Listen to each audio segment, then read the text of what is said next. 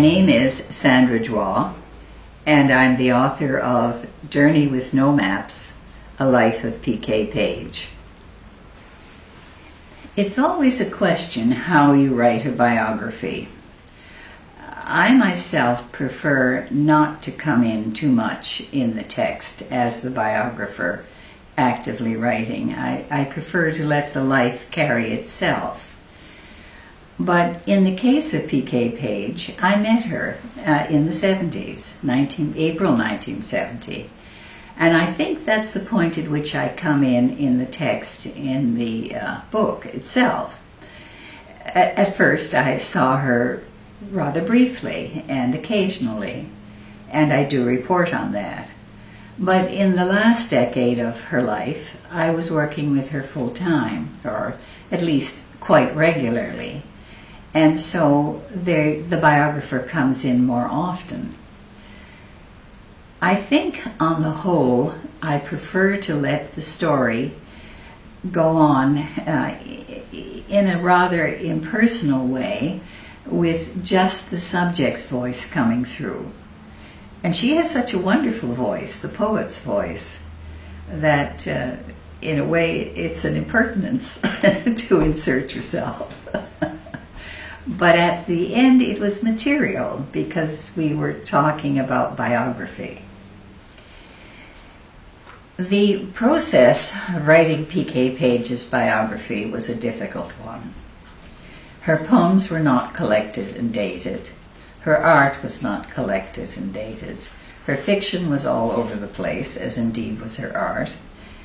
And in order to write the biography, I had to transcribe letters, transcribe journals, try to collect poems, try to see the actual paintings. As a result of it all, I joined forces with a fine bibliographer, Zelig Pollock, and later Dean Irving, another fine bibliographer, joined us, and editor. And we put together a project, the collected works of P.K. Page.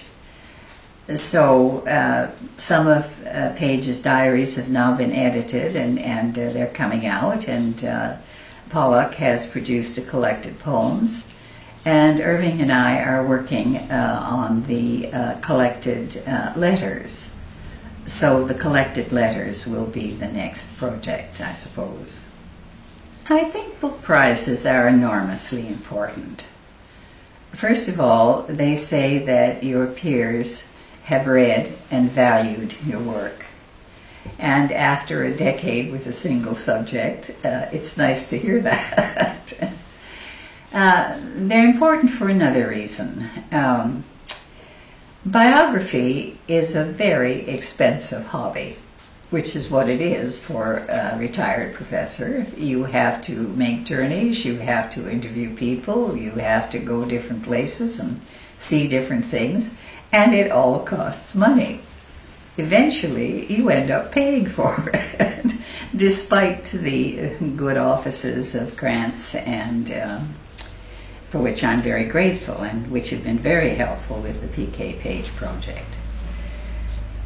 But the other reason that a prize like the Charles Taylor Award is important is that it brings together serious books of a very different nature. All of these books show us the various areas in which Canadians are seriously engaging with serious topics. I don't know of any other prize that brings all of these areas to bear and then brings them to the public in such a way that people can recognize that these books are out there and can be read.